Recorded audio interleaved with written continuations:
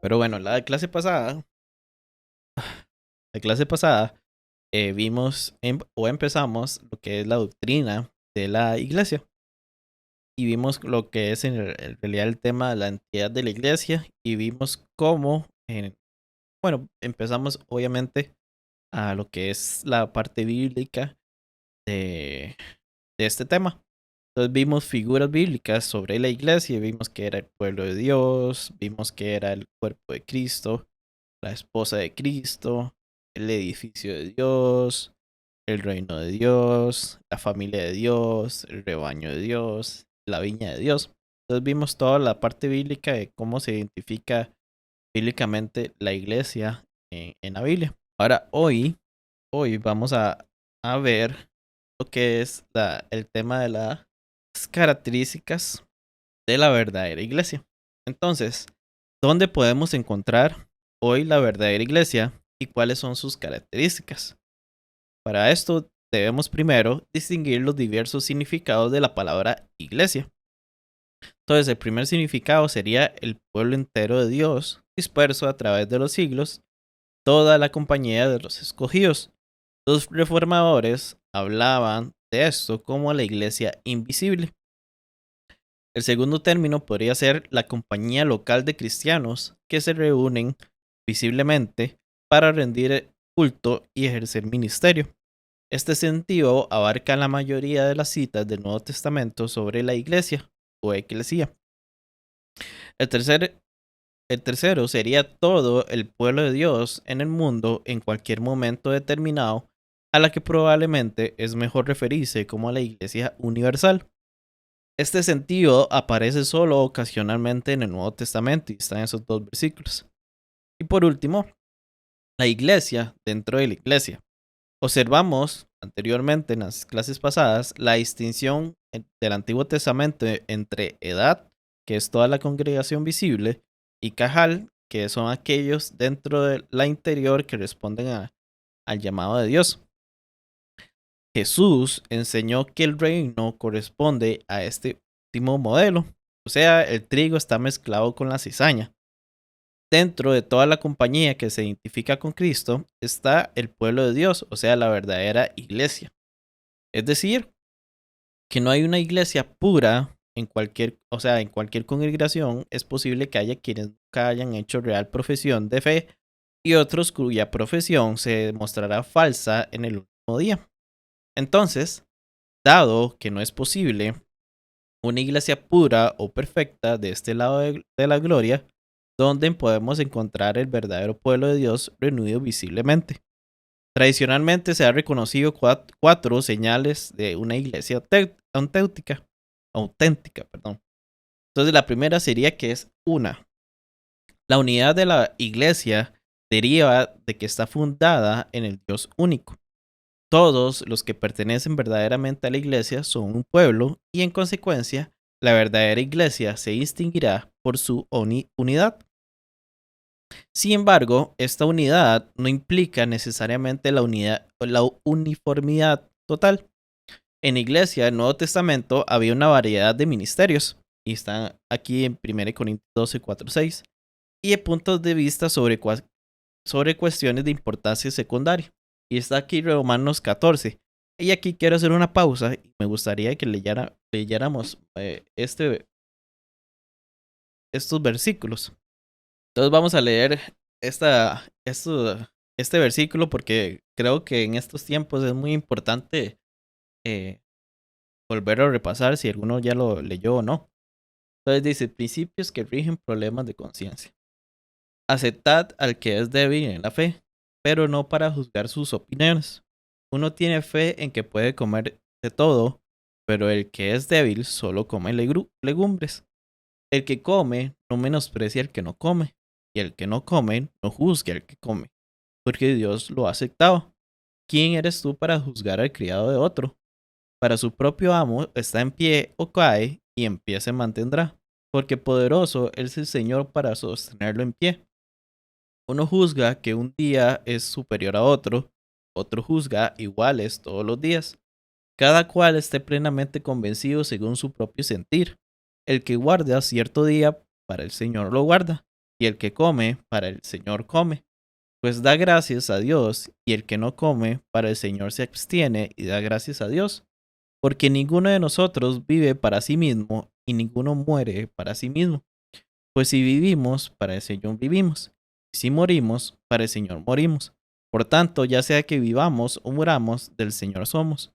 Porque para esto Cristo murió y resucitó, para ser Señor tanto de los muertos como de los vivos. Pero tú, ¿por qué juzgas a tu hermano? O también tú, ¿por qué menosprecias a tu hermano? Porque todos comparecemos ante el tribunal de Dios, porque está escrito, vivo yo, dice el Señor, que ante mí se doblará toda rodilla y toda lengua alabará a Dios. De modo que cada uno de nosotros dará a Dios cuenta de sí mismo. Por consiguiente, ya no nos juzguemos los unos a los otros, sino más bien decid esto: no ponen obstáculo o piedra de tropiezo en el hermano. Yo sé y estoy convencido en el Señor Jesús de que nada es inmundo en sí mismo, pero para el que estima que algo es inmundo, para él lo es. Porque si por causa de la comida tu hermano se entristece, ya no andas conforme al amor. No destruyas con tu comida a aquel por quienes Cristo murió. Por tanto, no permitáis que se hable mal de lo que para vosotros es bueno, porque el reino de Dios no es comida ni bebida, sino justicia, paz y gozo en el Espíritu Santo. Porque de esta manera sirve a Cristo, es aceptable a Dios y aprobado por los hombres. Así que procuremos lo que contribuye a la paz y a la edificación mutua. No destruyas la obra de Dios por causa de la comida. En realidad todas las cosas son limpias, pero son malas para el hombre que escandaliza a otro al comer. Es mejor no comer carne, ni beber vino, ni hacer nada en que tu hermano tropiece.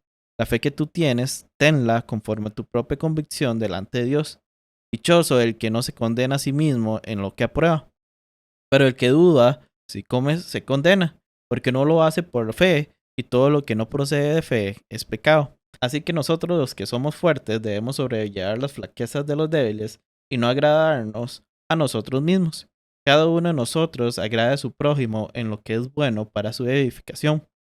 Pues aun Cristo se agradó a sí mismo, antes bien, como está escrito, los vituperios de los que te injuriaban cayeron sobre mí.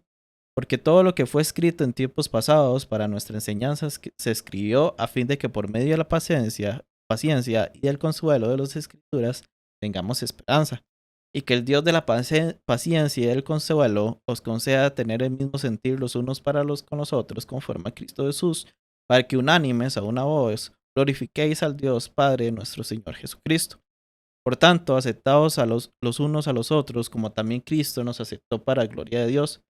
Pues os digo que Cristo se hizo servidor de la circuncisión para demostrar la verdad de Dios, para confirmar las promesas dadas a los padres, y para que los gentiles glorifiquen a Dios para su misericordia, como está escrito.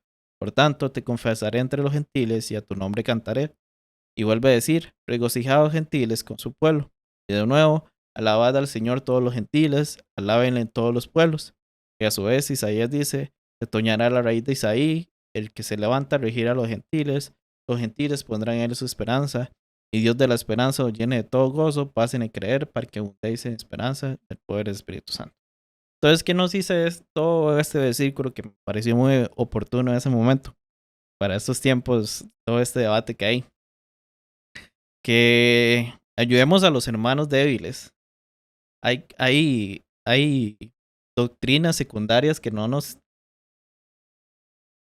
es, no nos incumbe, digamos, estar juzgando a los demás porque no las cumplen. Entonces, sería bueno, digamos, poder primero ayudarnos a nosotros mismos a estar firmes, no ser estos hermanos débiles que por cualquier pequeña cosa de estas doctrinas secundarias empieza a juzgar a los demás o empieza a hacer que otras personas duden de estas cosas. Entonces, seamos estos hermanos fuertes que más bien glorifican a Dios por estas pequeñas cosas. Si usted no come carne o si usted tiene una forma de oración diferente al otro, concéntrese en sí mismo, que usted lo hace para Dios. Y si usted ve a otra persona haciéndolo diferente, glorifica a Dios porque esa persona lo está haciendo precisamente para Dios, independientemente de la forma en que nosotros lo hacemos. Entonces, quería, digamos, tomarme tiempo para leer este versículo porque es algo que de verdad se nos ha olvidado. Entonces, continuemos. Así que, aunque había uniformidad en las convicciones teológicas básicas, están en esos versículos, esta versión que hice, creo que dice VM, creo que se trata de la versión moderna de la Biblia. Parece ser que hay una Biblia de esa versión. Aunque había uniformidad en las convicciones teológicas básicas, la fe recibía diferentes énfasis según las necesidades que enfrentaban los apóstoles. Están todos esos versículos. También había variedad en las maneras de adorar. El tipo de reunión que se llevaba a cabo en Corinto no hubiera sido normal en las iglesias palestinas, donde el culto se basaba en el modelo de las sinagogas judías y tenía un esquema más formal centrado en la exposición de la palabra escrita. El modelo sinagogal explica que las iglesias se hayan visto en el primer periodo como una rama del judaísmo. Efectivamente, en Santiago 2.2 usa la palabra sinagoga para referirse a una reunión de cristianos. También hay elementos que permiten discernir más de un tipo de gobierno eclesiástico.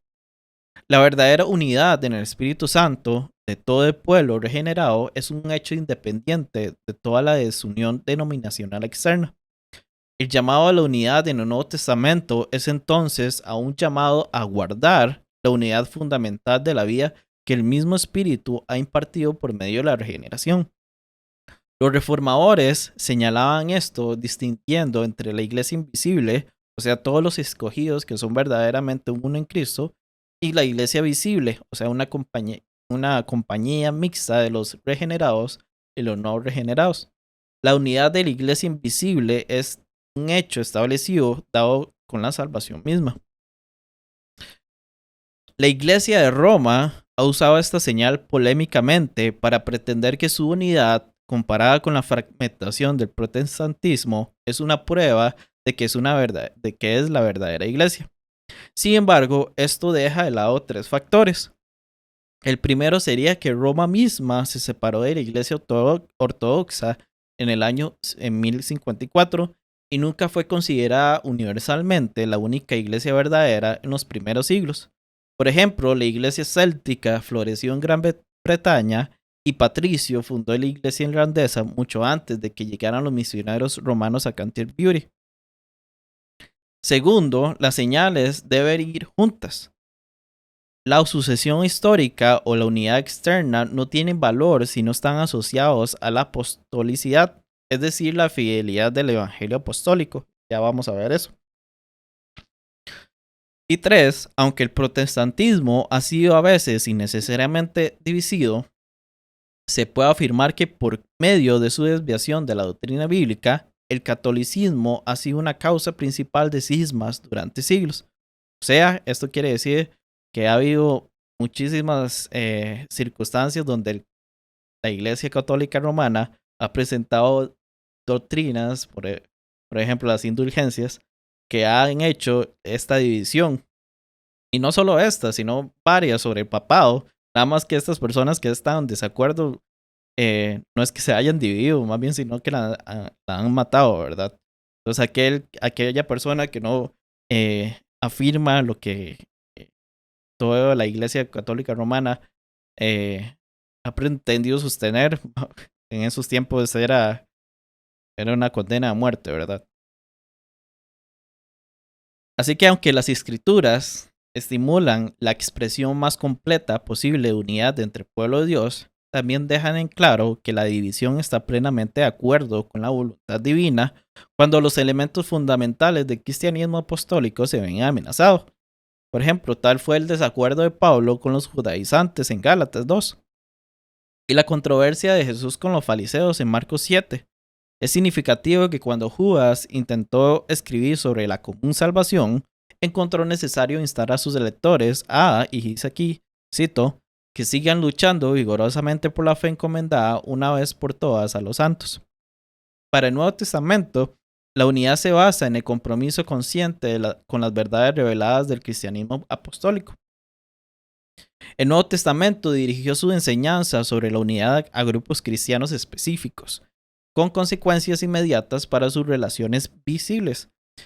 Jesús oró por una unidad que ayudara al mundo a llegar a la fe. Si bien el paralelo entre esta unidad y la del mismo con el Padre confirma el carácter esencialmente espiritual de la unidad bíblica, con toda seguridad incluye la identidad visible de vida y propósito, pues toda la misión de Jesús expresó una unidad visible y demostrable con la voluntad del Padre. En otras palabras, hace falta buscar una unidad visible más plena de la que se experimenta actualmente entre quienes confiesan el Evangelio apostólico. Esto tiene particular relevancia donde dos o más grupos confiesan una fe bíblica esencial, pero operan en el mismo sector, por ejemplo, en un recinto universitario. El desafío más profundo de esta enseñanza, sin embargo, está en el nivel de las relaciones en la iglesia local. En ese ambiente, la unidad de vida en Cristo debería expresarse en una genuina y tangible preocupación y compromiso mutuos. En su defecto, o sea, si no pasa esto, se pone en duda la pretensión de ser una auténtica iglesia cristiana. La segunda característica sería que es santa. El pueblo de Dios es una nación santa, dice 1 de Pedro. Así que en el sentido más profundo, la iglesia es santa, de la misma manera que todo cristiano es santo en virtud de estar unido a Cristo, apartado para Él y acreditado de su perfecta justicia. Esto ya lo vimos en la cuestión de la metáfora penal sobre la justificación y la expresión de Cristo, clases pasadas. Como la iglesia está ante Dios en Cristo, es sin mancha y sin tacha. La distinción entre iglesia visible e invisible se aplica aquí, ya que esta santidad atribuida no pertenece a los de la congregación que no tienen una fe personal en Cristo como su Salvador. Así que la unión con Cristo implica también cierta santidad visible de vida. De esta manera, la relación de una iglesia con Cristo, cabeza de la iglesia, se expresará en el carácter moral y el tono de su vida y relaciones comunes.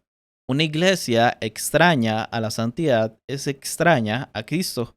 Cuando Cristo se dirigió a sus iglesias, es claro que esperaba tal diferencia moral y fue severo en su juicio cuando las encontró en falta. Para que no nos desanimemos al aplicar esta prueba, vale la pena recordar buena parte de la vida de la iglesia del Nuevo Testamento estuvo marcada por el error, la división, las fallas morales, la inestabilidad. De todas maneras, cierto grado visible de santidad es una evidencia invariable de una verdadera iglesia de Dios. Entonces, esto es muy importante porque aquí va hachazos para tanto la iglesia católica como la iglesia protestante, en que podemos ver iglesias consumadas por pedófilos o iglesias consumadas por la mala ética sobre el manejo de ingresos de la iglesia, donde claramente está inclinada a favorecer a pastor y no a la iglesia en sí, ni siquiera a la ayuda a los pobres. Iglesias, por ejemplo, reformadas, de los cuales se lo obliga a la mujer a estar en un matrimonio donde hay violencia física, emocional, etcétera, etcétera. O sea, todas iglesias que están consumadas por este tipo de inmoralidades, creo que no se le puede llamar una iglesia verdadera, principalmente porque no está cumpliendo por esta característica que es la santidad. Entonces hay que tomar en cuenta. Y sí, este es un argumento en contra de las iglesias. Que, por ejemplo, hay cierto youtuber que dice que no podemos usar ese argumento sobre las inmoralidades de la iglesia, ya sea X, para tachar bueno, sí, la verdad intrínseca de esta iglesia, ¿verdad? Claramente sí lo es. Bueno, la siguiente característica, que es católica. Católico significa literalmente que es referente a todo. En su uso original al término sencillamente denotaba la iglesia universal, a diferencia de la iglesia local. Más tarde significó la iglesia que confesaba la fe ortodoxa, a diferencia de los herejes. Y con el tiempo, Roma adoptó el término para referirse a su establecimiento eclesiástico, desarrollo histórico y expansión geográfica centrado en el papado. Los reformadores del siglo XVI procuraron recuperar el significado original de la catolicidad como el reconocimiento de la fe ortodoxa. En ese sentido, afirmaban ellos, y no el catolicismo romano, era en realidad la Iglesia católica. Así que el aspecto clave de la catolicidad de la Iglesia primitiva era su abertura a todos, A diferencia del judaísmo con su exclusivismo racial y el gnosticismo con su exclusivismo intelectual y cúltico, la iglesia abría sus brazos a todos los que oyeran su mensaje y abrazaban a su Salvador, sin tomar en consideración el color, la raza, la posición social, la capacidad intelectual o la historia moral. La iglesia irrumpió en el mundo como una fe para todos. Aún así. La única manera de entrar en la fe personal en Jesucristo como Salvador y Señor era en el bautismo, que era el rito de admisión autorizado, ya que expresaba el Evangelio de la Gracia. Este es el nivel fundamental donde se debe aplicar esta seña, o sea, el bautismo. Las iglesias que instauran otras pruebas deben mirarse con sospecha. En una verdadera iglesia no hay lugar para la discriminación racial, social, intelectual o moral. Supuesto, en este último caso, que hay pruebas de verdadero arrepentimiento. La discriminación denominacional también requiere una investigación cuidadosa en los casos donde los principios bíblicos se reconocen claramente. El siguiente sería que es apostólica. Una iglesia verdadera tiene la característica de ser apostólica. El apóstol es un testigo del ministerio y la resurrección de Jesús y en consecuencia un portador autorizado del mensaje del Evangelio. La fe de los apóstoles está entre Jesús y todas las generaciones cristianas posteriores. Llegamos a Jesús solo por medio de la enseñanza de los apóstoles y su testimonio de él incorporado en el Nuevo Testamento. En este sentido fundamental, toda la iglesia está edificada, dice Efesios 2:20, sobre el fundamento de los apóstoles. La apostolicidad de la iglesia obedece, pues, a su conformidad con la fe apostólica, encomendada una vez por todas a los santos. Los apóstoles siguen gobernando y regiendo la iglesia en tanto ésta permite que su vida, comprensión y predicación sean constantemente moldeadas por las enseñanzas de las Sagradas Escrituras. Como apóstol significa literalmente un enviado, no es de sorprender que en ciertas oportunidades el Nuevo Testamento se refiere a otros apóstoles en Romanos 16:7. De hecho, también se menciona a una Junia, que era una mujer apóstol. O sea, precisamente hay una mujer en medio de estos roles. En este sentido general, todos los que son enviados hoy día por el Señor como evangelistas, predicadores, fundadores de iglesias, etc., son, en los términos del Nuevo Testamento griego, apostoloi, o sea, enviados. Por supuesto, esto no implica de ninguna manera que tienen una posición o autoridad especial que compite con la de la compañía original, cuyo mandato continúa por medio de los escritos apostólicos. Para entender un oficio, y aquí está enfatizado, apostólico hoy en día es interpretar mal la enseñanza bíblica y en la práctica ofrece un serio desafío a la autoridad y lo definitivo la revelación divina en el Nuevo Testamento. Esto lo que dice es que, y si pensamos que hay apóstoles todavía en ese momento como oficio, podemos pensar que tienen la misma autoridad que los apóstoles bíblicos, la primera iglesia, y podemos creer que de todo lo que digan estos apóstoles es claramente divino, claramente inspirado por Dios. Y obviamente no queremos eso, porque si no estaríamos cayendo casi como un papado, ¿verdad? Entre los protestantes. También es un error entender la apostolicidad como una continuidad histórica de ministerio que se remonta hasta Cristo y sus apóstoles mediante una sucesión de obispos. Esta interpretación carece de apoyo claro en el Nuevo Testamento. Toda la idea de la gracia de Dios comunicada a través de una sucesión histórica de funcionarios va en contra del carácter de la iglesia en los escritos bíblicos. Además, como garantía de la verdad del mensaje apostólico, la sucesión episcopal ha fracasado manifiestamente.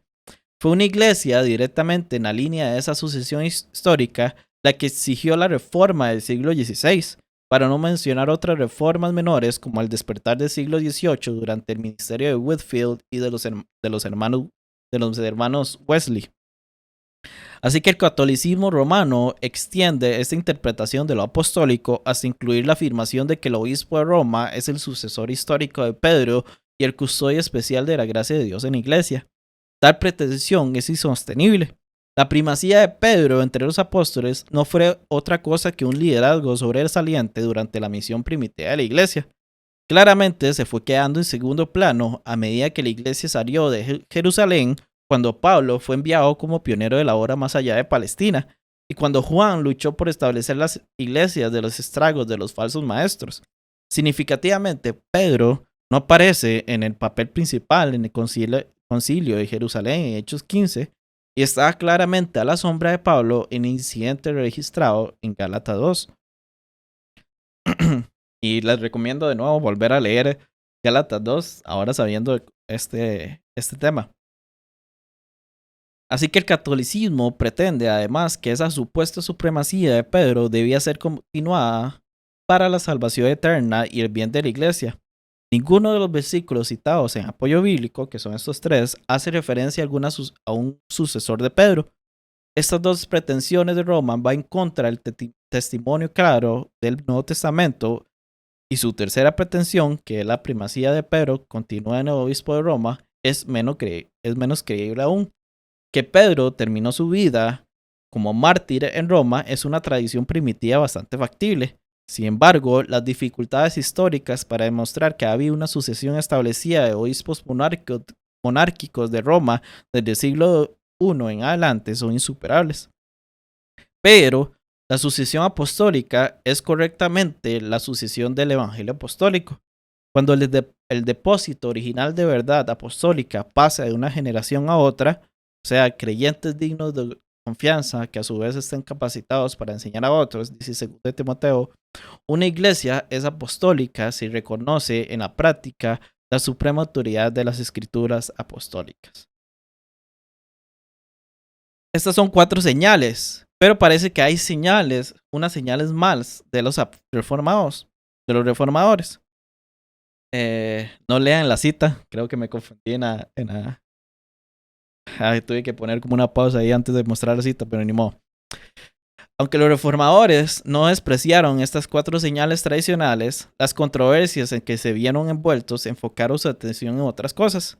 Identificaron 2 características de la verdadera iglesia visible. Y dice Calvino, donde quiera que veamos predicar sinceramente la palabra de Dios y administrar los sacramentos conforme a la institución de Jesucristo, no dudemos de que allí hay iglesia. En el libro no viene la referencia, pero me tomé el tiempo de buscarla para ver si está bien. La pueden encontrar en la presentación. Así que la palabra predicada, sinceramente, sacó a la luz la primacía del evangelio bíblico, que fue aquí precisamente donde se había hecho la verdadera ruptura con el catolicismo. En la base de ese énfasis había una convicción referente al lazo indisoluble entre la palabra escrita y el espíritu. Pertenecer a la comunión del espíritu necesariamente se manifestaría en la sumisión a la palabra que el Espíritu Santo había inspirado. Los reformadores no sabían nada de un espíritu que no condujera a las escrituras. No conocían otro amor a Dios en el que estaba ligado a la fe y a la verdad. El otro punto en el que distinguían a una verdadera iglesia, o sea, los sacramentos, también era polémico, ya que en el asunto de la enseñanza, la práctica sacramental del catolicismo, los reformadores veían la más clara violación de la religión bíblica. La existencia de grupos cristianos, por ejemplo, el Ejército de Salvación o los cuáqueros, que no tienen sacramentos, nos hace vacilar antes de declarar que los sacramentos son básicos a la verdadera iglesia. Sin embargo, nuestro Señor vio el bautismo claramente ligado de cerca con el mensaje de la iglesia y la respuesta humana al mismo, y el compartir la cena como algo básico a la continuidad de su vida espiritual. Uno puede generalizar estas señales afirmando que la señal definitiva para los reformadores era Cristo mismo. Él es el centro de la palabra y el corazón de los sacramentos. Pero hay una característica más que podemos añadir. Parece ser que es una que añadió el autor. Y dice así la misión. Una señal que falta. En las instrucciones de Jesús sobre la vida de la iglesia, y vemos todos los versículos aquí, vemos un elemento que apenas se menciona entre las características de la iglesia que hemos identificado hasta aquí, la misión. O sea, la responsabilidad de llevar las buenas nuevas de Jesús hasta los confines de la tierra. Es muy significativo que la historia nuevo testamentaria de la iglesia, el libro de los Hechos, tiene como tema clave la sucesiva expansión de la predicación del Evangelio. Jerusalén, Judea, Samaria y luego el mundo de los gentiles. La iglesia es misión, es sin duda una exageración, pero en su servicio total para el propósito y la gloria de Dios, la misión es un ingrediente bíblico fundamental. Por tanto, una iglesia que no predica el Evangelio experimenta inquietud por el bienestar moral y espiritual de los que están de sus puertas, ni demuestra preocupación por los pobres y los necesitados donde quieras que se encuentre, ha perdido su derecho a la autenticidad y es una negación viviente de su Señor. Así que en resumen de esta clase, una verdadera iglesia se reconocerá por su unidad en sus relaciones, en su santidad de vida, su apertura para con todos, su sumisión al mandato de las escrituras apostólicas, su predicación de Cristo en palabras y sacramentos y su compromiso con la misión. Entonces ya eso sería el tema de hoy. Como siempre, terminamos con pasajes bíblicos, cuestionario y la bibliografía. Para las personas que vean estas clases y quieran hacer sus pequeños devocionales, digamos. 4 y 5, 6. Luego la bibliografía. Ahora sí. Ok.